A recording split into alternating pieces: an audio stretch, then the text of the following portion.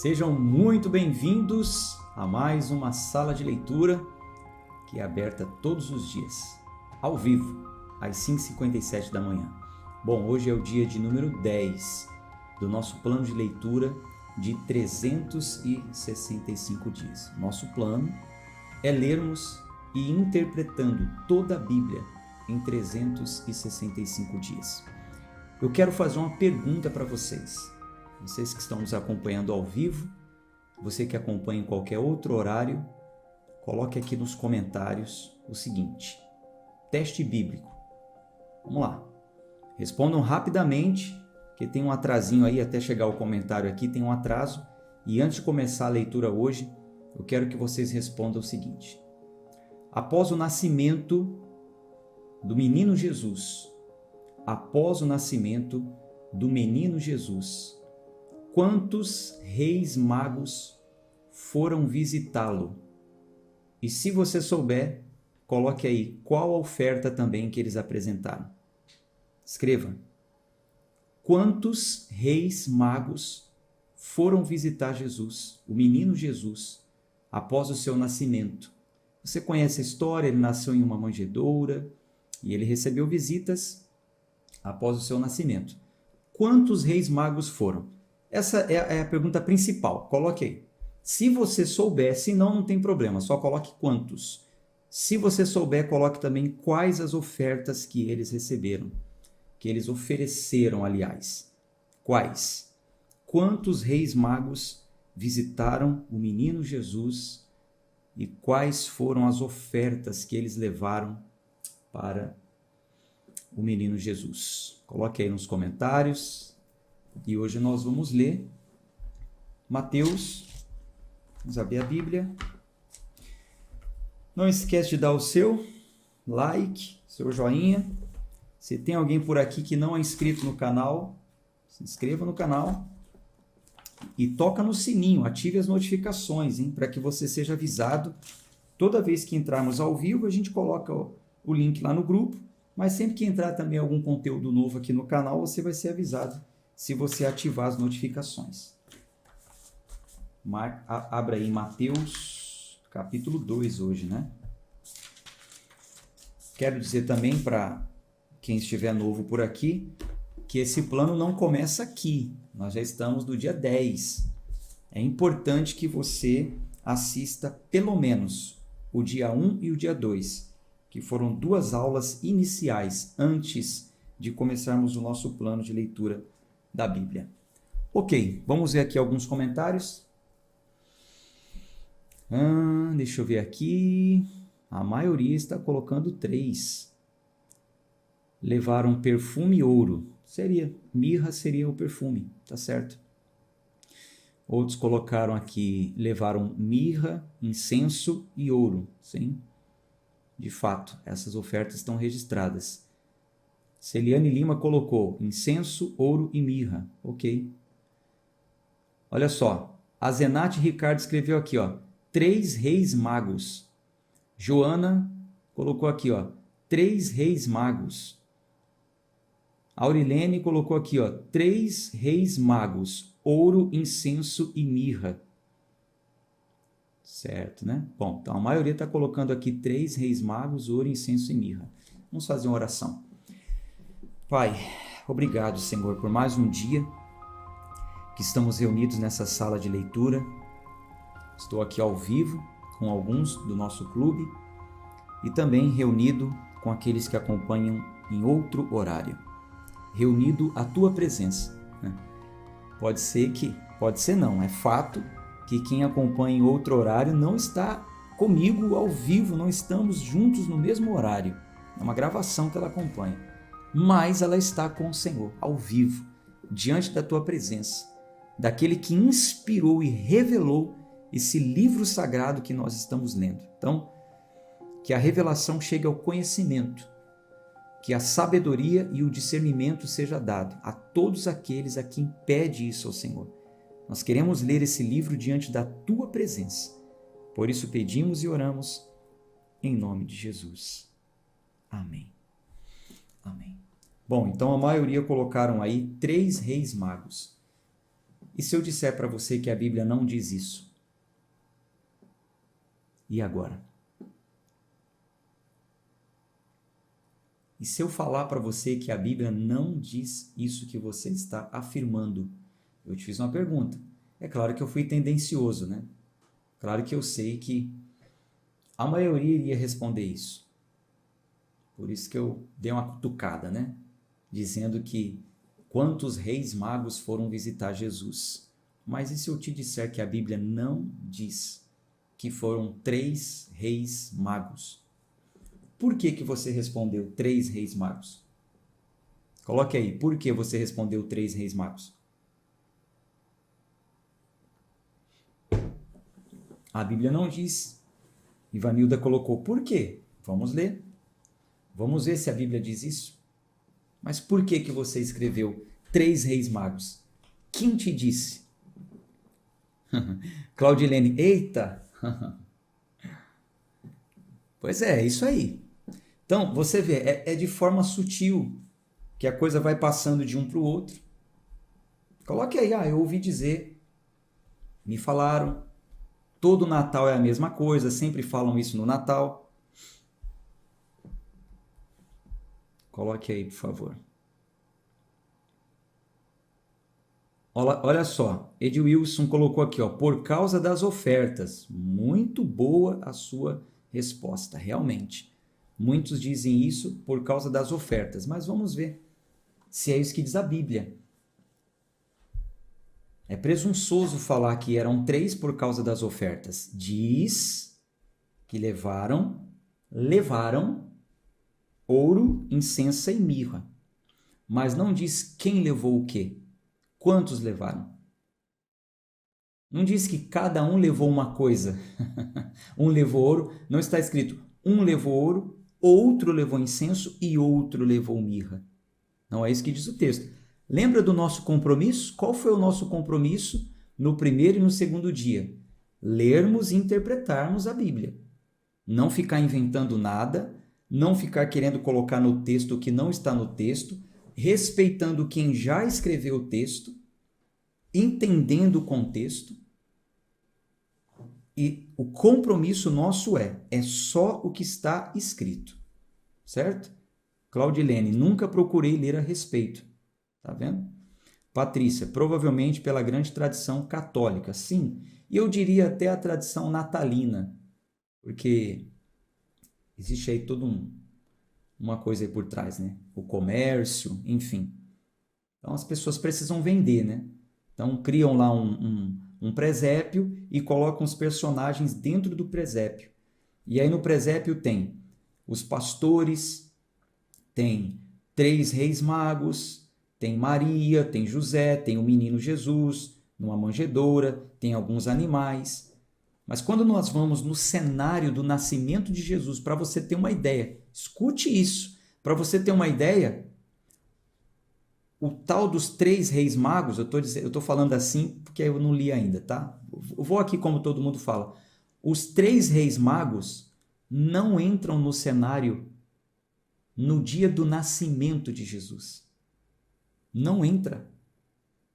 No dia do nascimento de Jesus, alguns pastores que estavam próximos à manjedoura onde Jesus nasceu foram visitá-lo. Os 3 reis magos, que não foram 3 reis magos, mas vou dizer assim por enquanto, eles foram visitar Jesus na casa que ele estava, não na manjedoura, na casa 2 anos depois, não foi no dia do nascimento. Mas o comércio precisa vender, né? Aí coloca na manjedoura ali, aí vende para as pessoas os personagens, né? Você vai comprar, aí você compra 3 reis magos, você compra isso, tudo para colocar dentro do presépio. Mas não foi assim. O texto não diz assim. O texto não diz assim. Sandro colocou. Aqui diz, eis que uns magos do Oriente, certo? Já está lendo antes, né? Vamos ler aqui que já tem gente que já foi até ler, para ver se é isso mesmo. Tá certo. Vocês estão corretos. Tem que conferir mesmo com a palavra. Então vamos lá? Vou colocar aqui a Bíblia na tela. Vocês estão vendo a importância de estar atento ao texto? Existem muitas intenções por trás de algumas frases bíblicas que são soltas, alguns textos, muitas intenções. A gente precisa estar atento a tudo. Vamos lá. Mateus capítulo 2.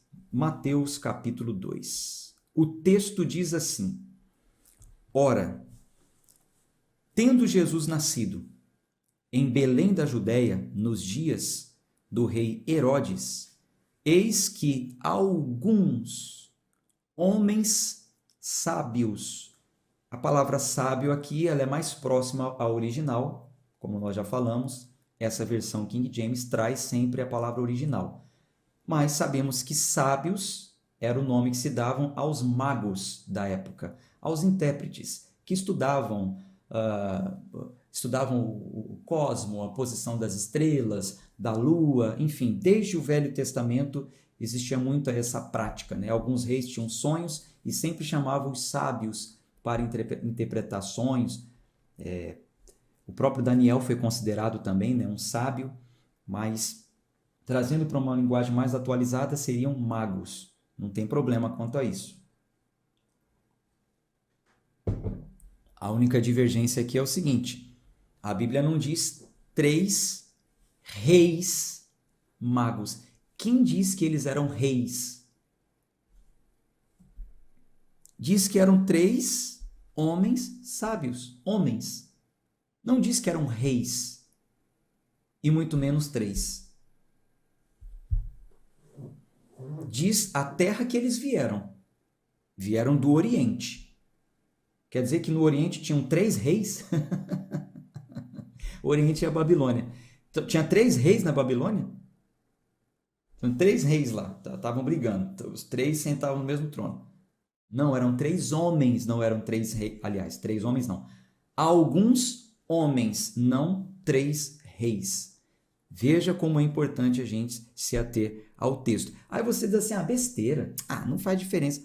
Faz diferença, porque como eu falei para você, por exemplo, no comércio, faz diferença.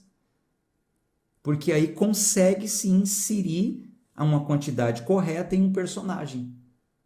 Sendo que não é assim que diz, e muito menos que eles estavam, no dia do nascimento de Jesus, eles não estavam. Vamos ler isso, você vai entender. Veja que coisa. Bom, versículo 2. Dizendo, onde está aquele que é nascido, Rei dos Judeus? Pois nós temos visto a sua estrela no Oriente, e viemos para adorá-lo. Ouvindo essas coisas, o rei Herodes ficou preocupado, e toda Jerusalém com ele. E quando ele tinha reunido todos os principais sacerdotes e escribas, olha, grave na sua mente esse texto aqui. Eu vou destacar, não precisa você grifar não, se você quiser grifar tudo bem, mas só para você se lembrar desse texto. Ó. E quando ele tinha reunido todos os principais sacerdotes e escribas do povo, ele exigiu deles onde Cristo deveria nascer. Quem eram os principais sacerdotes? Os fariseus, que eram os sacerdotes da época, e os escribas, enfim, aquela corja lá que a gente vem falando. Então, Herodes se reuniu com eles e exigiu deles onde Cristo deveria nascer. E disseram-lhe, em Belém da Judéia, pois assim está escrito pelo profeta. E tu, Belém, na terra de Judá, não és a menor entre as capitais de Judá, porque de ti virá um governador que há de governar o meu povo Israel. Então Herodes, chamando os homens sábios em particular, inquiriu diligentemente deles acerca do tempo em que a estrela lhe aparecera. Então veja, a estrela apareceria quando Jesus nascesse, certo? Então eles viram a estrela e foram caminhando na direção da estrela. Chegaram até aquele lugar, chegaram até Herodes. Herodes chama e pergunta, há quanto tempo vocês viram a estrela? Versículo 8. E enviando-os a Belém, disse, ide e perguntai diligentemente pelo menino, e quando o achardes, tragam-me a palavra novamente. para que eu também vá e o adore. Tendo eles ouvido o rei, partiram, e eis que a estrela que tinham visto no oriente ia adiante deles, até chegar e parar por sobre o lugar onde estava o menino. E vendo a estrela, regozijaram-se com grande júbilo, e entrando na casa, veja, já não estava mais na manjedoura. Não estava mais na manjedoura, já tinha passado 2 anos. Onde diz que já tinha passado 2 anos? Mais para baixo, mas continuando aqui a leitura você vai saber. Entrando na casa. Então, se a pessoa quer realmente montar um prosélito semelhante ao do nascimento de Jesus, não deveria ter 3 magos ali. Porque os 3 magos não estavam no prosélito no dia do nascimento. Eles foram visitar Jesus na casa que ele estava, após 2 anos. E entrando na casa, viram o menino com Maria, sua mãe, e prostrando-se, o adoraram. E abrindo seus tesouros, ofertaram-lhe dádivas, ouro, incenso e mirra. Vamos supor que eu sou um dos homens sábios e eu estou levando o meu tesouro, do meu tesouro eu estou levando. Eu posso estar levando no meu tesouro ouro, incenso e mirra. Como eu posso estar levando? Só ouro. Como eu posso estar levando? Ouro e mirra. Como eu posso estar levando? Só incenso. Não sei. A Bíblia não diz quem levou o quê, quantos eram, o que cada um deu. Então, adote como regra de interpretação da Bíblia o seguinte: o que a Bíblia não diz com clareza, eu não posso afirmar com certeza. Anota aí no rodapé da sua Bíblia, para você nunca mais esquecer dessa frase. Anota. Se você gosta de usar redes sociais, faça um post, coloque lá, ó, o que a Bíblia não diz com clareza, eu não posso afirmar com certeza. Coloque lá nas suas redes sociais e na legenda você coloque assim: estou participando do clube de leitura. E se alguém entrar em contato com você ao ler a sua postagem, você fala do clube para essa pessoa.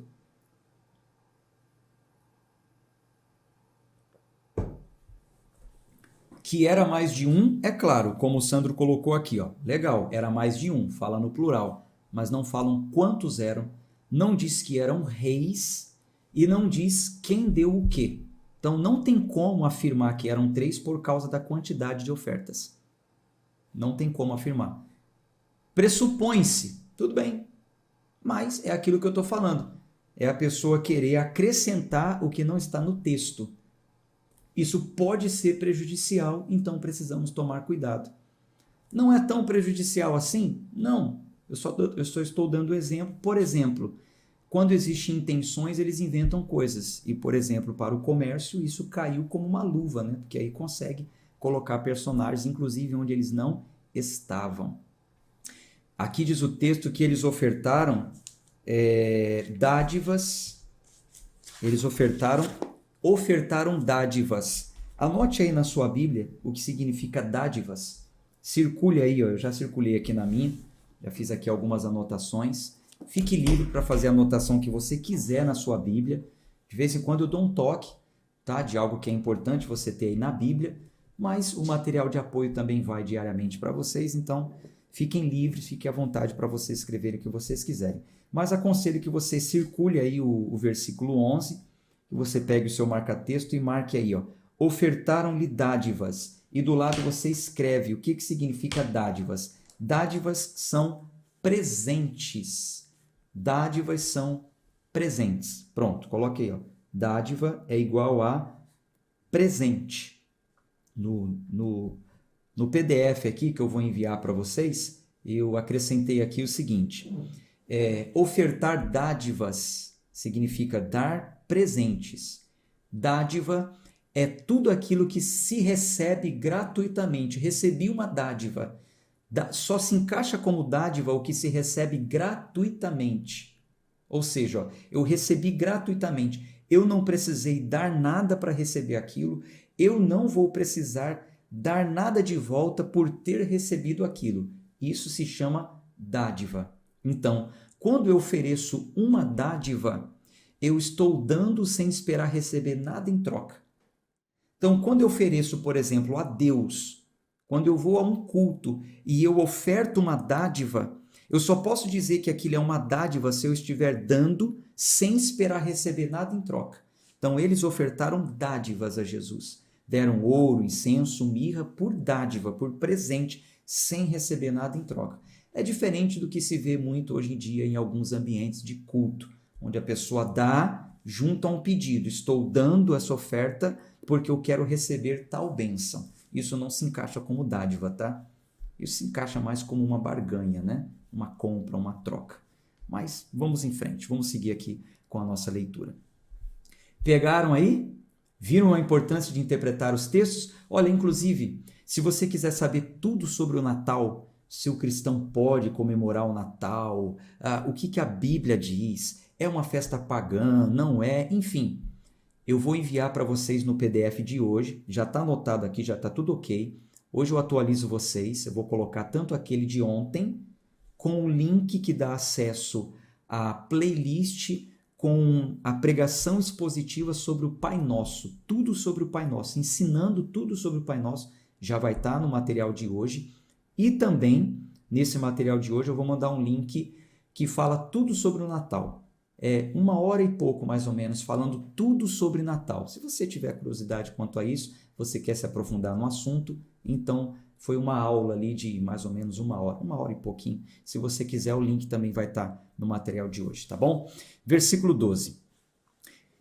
E sendo avisados por Deus em sonho, para que não retornassem para Herodes, eles partiram para sua terra por outro caminho, porque Herodes queria que eles voltassem para falar onde o menino estava, porque Herodes tinha a intenção de matar o menino. Por que Herodes queria matar o menino? Porque a profecia dizia que o menino seria o rei de Jerusalém, o rei de Israel. Mas o rei não no sentido monárquico, vamos dizer assim. Mas eles achavam que o Messias, eu já falei isso outro dia, né? Que o Messias iria tomar o reino, né? Tomar o império, mas não era isso. Então, por medo, ele queria matar o menino. Qual frase mesmo que o Senhor disse? Tudo aquilo que a Bíblia não diz com clareza, eu não posso afirmar com certeza. Vai estar anotado aí no material de apoio, tá? Versículo 13. E tendo eles partido, eis que o anjo do Senhor apareceu em sonho a José, dizendo: Levanta-te e toma o menino e sua mãe, e foge para o Egito, e permanece lá até que eu te informe, pois Herodes há de procurar o menino para matá-lo. Levantando-se, tomou o menino e sua mãe durante a noite e foi para o Egito. E lá permaneceu, até a morte de Herodes, para que pudesse se cumprir o que foi dito pelo Senhor através do profeta, dizendo: Do Egito chamei meu filho.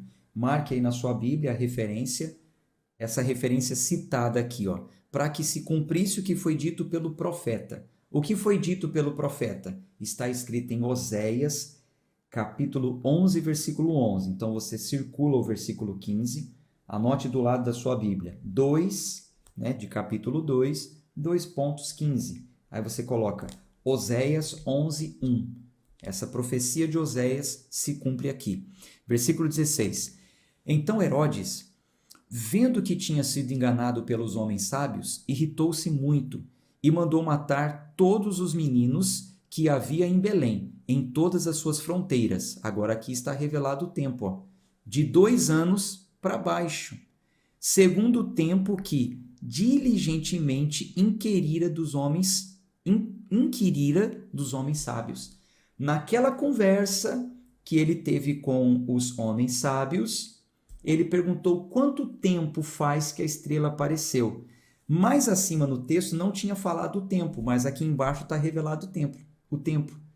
E aqui diz que eles disseram que diligentemente, né, segundo o tempo que diligentemente inquirira dos homens sábios. Eles disseram que há 2 anos. Então veja, os homens sábios não estiveram com Jesus no nascimento dele na manjedoura. Os homens sábios estiveram na casa de Jesus quando o menino já tinha 2 anos. Veja que coisa, né? Versículo 17. Então se cumpriu o que foi dito pelo profeta Jeremias, dizendo: ouviu-se em Ramá uma voz, lamentação, pranto e grande luto, Raquel chorando por seus filhos, não querendo ser consolada, porque já não existem. Essa profecia está onde? Anote aí do lado. Jeremias 3:15. Aí no versículo 18, onde fala, 17 e 18, onde fala, cumpriu-se o que foi dito pelo profeta Jeremias. Onde está escrito isso? Jeremias 31, versículo 15, para você confirmar depois, conferir depois. Mas tendo Herodes morrido, eis que um anjo do Senhor apareceu para José em um sonho no Egito, dizendo: levanta-te, toma o menino e sua mãe e vai para a terra de Israel, porque já estão mortos os que buscavam a vida do menino. E levantando-se, tomou o menino e sua mãe e foi para a terra de Israel. Mas ouvindo que Arquelau era o filho de Herodes, assumiu no lugar dele, reinava na Judéia, no lugar de seu pai Herodes, temeu ir para lá. Mas avisado por Deus em sonho, desviou-se para as partes da Galileia. Ele veio e habitou em uma cidade chamada Nazaré, para que pudesse se cumprir o que fora dito pelos profetas: ele será chamado Nazareno. Isso foi falado por vários. Vamos ao capítulo 3 agora. Naqueles dias, veio João o Batista, pregando no deserto da Judéia. Já falamos muito sobre João no livro de Marcos, o que não falamos lá, vou falar aqui, tá? Versículo 2. E dizendo: arrependei-vos, porque o reino do céu tem se aproximado. Sobre arrependimento, já falei. Agora, sobre o reino do céu tem se aproximado. O que acontece? A mensagem de João focalizava o arrependimento. Já falei, mudança de mentalidade, e expliquei lá. A vinda do reino do céu significa o reino, ele é definido por governo. Jesus também falava muito sobre o reino.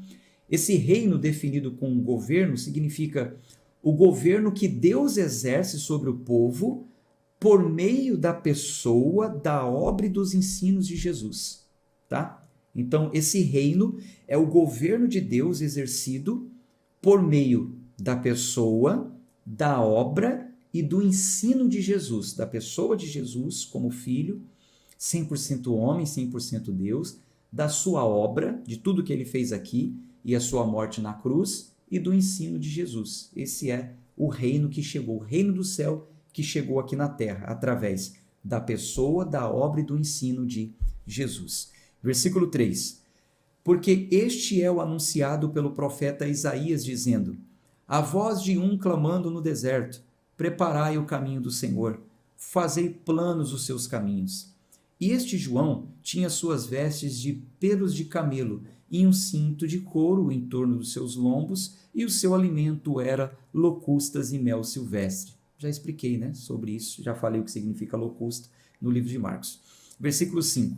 Então vinham a ele Jerusalém, toda a Judéia e toda a região ao redor do Jordão, e eram por ele batizados no Jordão, confessando os seus pecados. Mas vendo ele muitos dos fariseus e dos saduceus que vinham ao seu batismo, disse-lhes: ó geração de víboras, quem vos advertiu para fugir da ira vindoura? Dai, pois, frutos dignos de arrependimento. E não pensais em dizer dentro de vós mesmos: temos a Abraão por nosso pai. Pois eu vos digo que Deus pode dessas pedras levantar filhos a Abraão. O que está acontecendo aqui?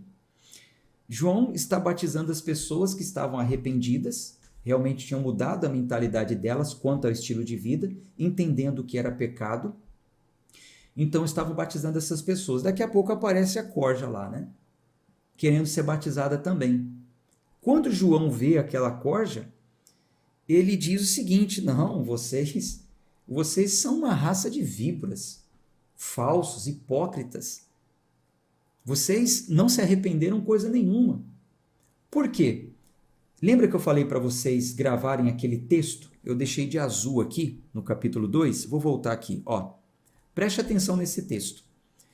E quando Herodes, quando ele tinha reunido todos os principais sacerdotes e escribas, tá aí, ó, os principais sacerdotes e escribas, aqueles que foram ao batismo querer ser batizado por João, um dia estiveram diante de Herodes. Quando Herodes os reuniu, exigiu que dissesse onde Cristo deveria nascer. Eles sabiam, tanto é que eles falaram, em Belém da Judéia, pois assim está escrito, eles conheciam as Escrituras, eles falaram o que estava escrito aqui no versículo 6, porém, nenhum deles foi lá em Belém visitar o menino. A Bíblia não traz o registro de que eles foram lá, de que eles tiveram a mínima preocupação, sabendo onde Jesus iria nascer, o Messias enviado por Deus, eles não foram visitá-lo. Nem se deram conta. Eles estavam mais preocupados era com o poderio deles, o plano de governo deles. João, identificando isso, ele vê essa descrição negativa quanto ao comportamento dos fariseus e acusa eles de ser uma geração de víboras, de hipócritas, que achavam que a ira vindoura de Deus não ia alcançar a vida deles, porque a ira de Jesus, ela se revela também através de Cristo. Porque ao mesmo tempo que Cristo, ele é graça, misericórdia, os textos diz também que ele é fogo, que queima a palha, que vai separar o joio do trigo. Então eles achavam o seguinte, o que a profecia diz a respeito do Messias, tal, que a ira vai se revelar através dele, que quem se convertesse ao evangelho do reino receberia bênçãos, quem não se convertesse, quem não se arrependesse receberia punição, mas nós não seremos punidos porque somos filhos de Abraão, temos uma promessa. Aí João fala assim, e nem vem dizer vocês que são filhos de Abraão, achando que por ser filho de Abraão serão livres dessa ira, não, viu? A gente vai falar muito sobre isso aí no decorrer desse ano, sobre essa antiga aliança, a nova aliança. Voltando lá para o capítulo 3, paramos no versículo 8, 9. Então vamos continuar agora no 10. E também agora está posto o machado à raiz das árvores, pois toda árvore não produzindo fruto bom, olha o que vai acontecer, é cortada e lançada no fogo. Eu realmente vos batizo com água para arrependimento, mas aquele que vem depois de mim é mais poderoso do que eu, cujos calçados não sou digno de carregar, ele vos batizará com o Espírito Santo e com fogo. Isso aqui eu já expliquei em Marcos e acredito ser a última vez que fico falando isso para não me tornar chato e repetitivo. Então, estamos combinados assim? Tudo aquilo que eu não comentar, não falar em Mateus, é porque já falamos em Marcos. Então, isso aqui, por exemplo, a gente já falou. Quem está no plano já vai saber. E quem está entrando agora, é só você ter acesso aos materiais que já foram entregues lá no grupo, ou você recapitular no canal do YouTube os capítulos anteriores que nós já lemos. Tá certo? Versículo 12.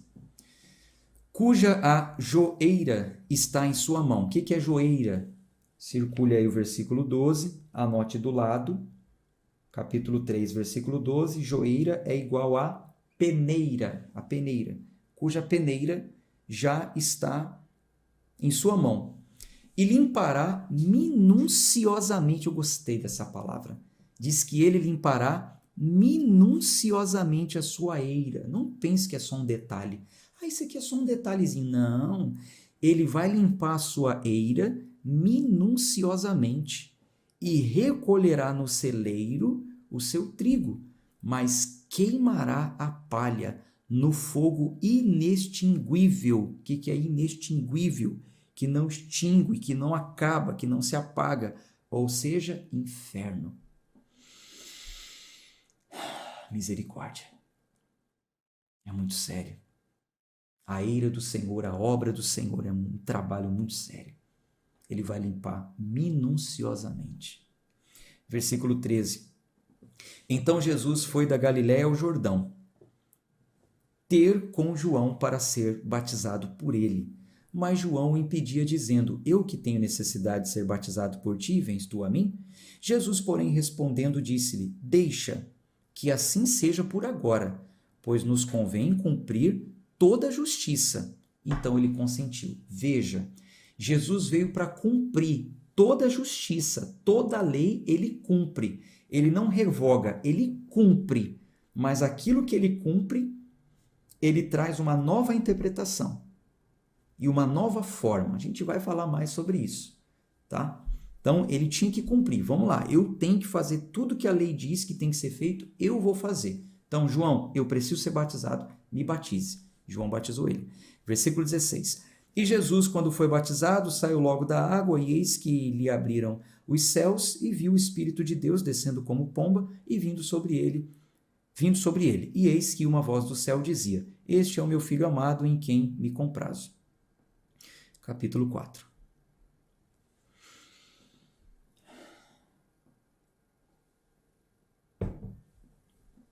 Então Jesus foi conduzido pelo Espírito ao deserto para ser tentado pelo diabo.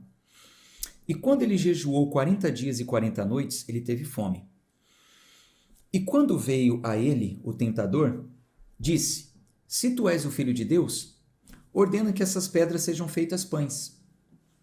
Veja, antes de Jesus ser batizado,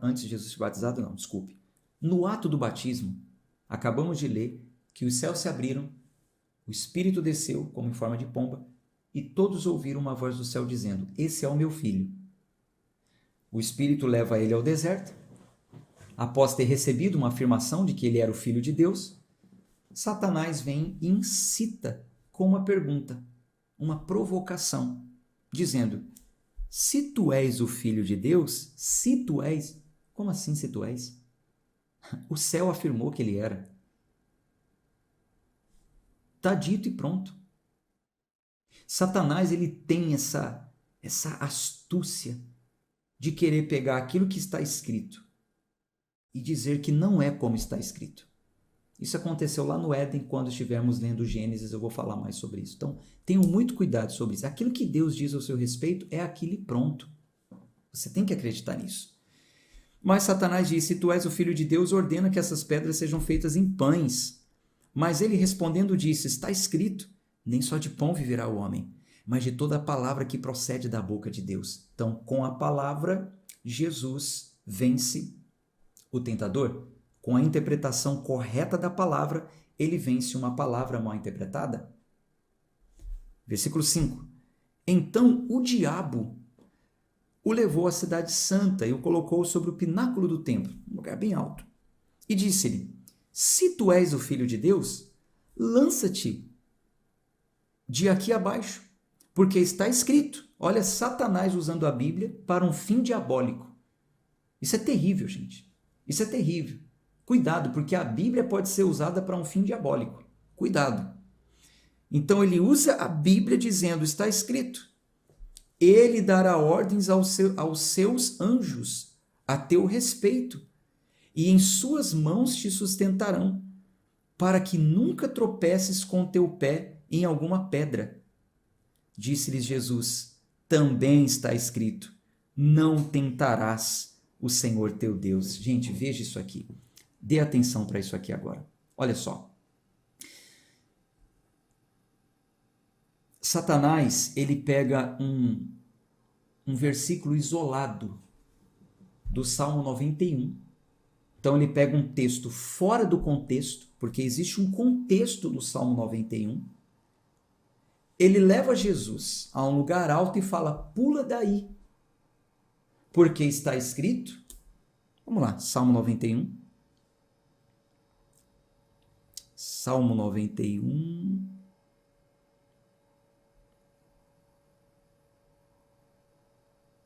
Versículo. Tem todo um contexto. Aí chega aqui no versículo 11. Diz assim, ó: Pois ele dará ordem aos seus anjos, comandando sobre ti, para te guardar em todos os teus caminhos. O contexto é proteção, em todos os seus caminhos. Eles te carregarão em suas mãos, para que não tropece o teu pé contra uma pedra. Tem um contexto nisso aqui. No dia do Salmo 91 a gente pode até falar mais.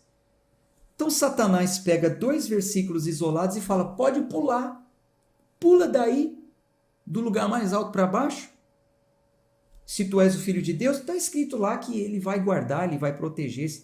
Não, o que diz aqui é que eles guardarão os seus caminhos e não vai deixar você tropeçar em alguma pedra. Não está dizendo que você pode pular de um lugar alto até embaixo que os anjos vão correndo lá e vão te pegar. Vocês estão entendendo, gente? O perigo que há em pendurar campanhas, doutrinas, ensinos, dogmas em versículos isolados? Olha o perigo. Descontextualizado. É muito perigoso isso.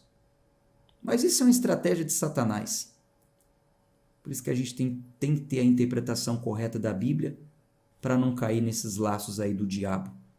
E de, infelizmente, pessoas que dão lugar a Satanás. Infelizmente. Então veja, ele pega esses versículos isolados, fora de contexto, tentando convencer Jesus de que o Pai o protegeria de uma maneira sobrenatural. Mesmo que ele colocasse a vida em risco, o Pai teria que protegê-lo. Jesus sabiamente cita o texto de Deuteronômio 6,16.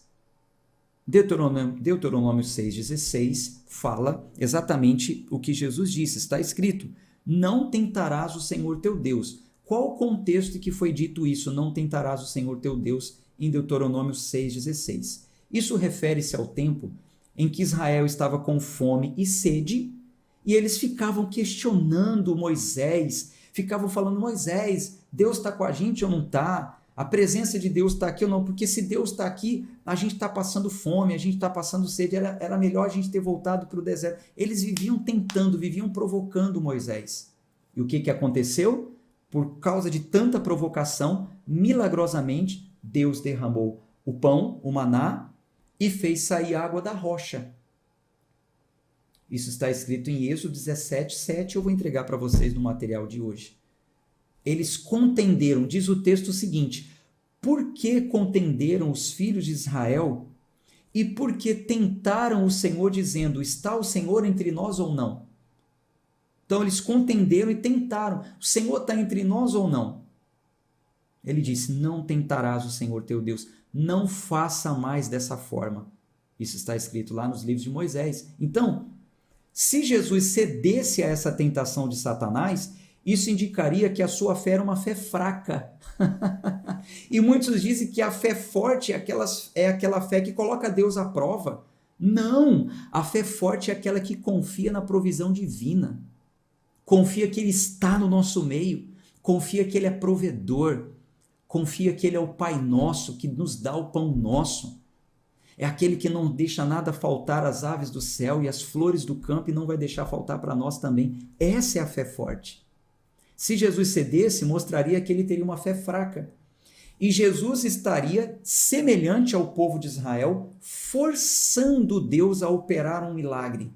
Deus teve que miraculosamente fazer sair água da rocha e cair o pão do céu.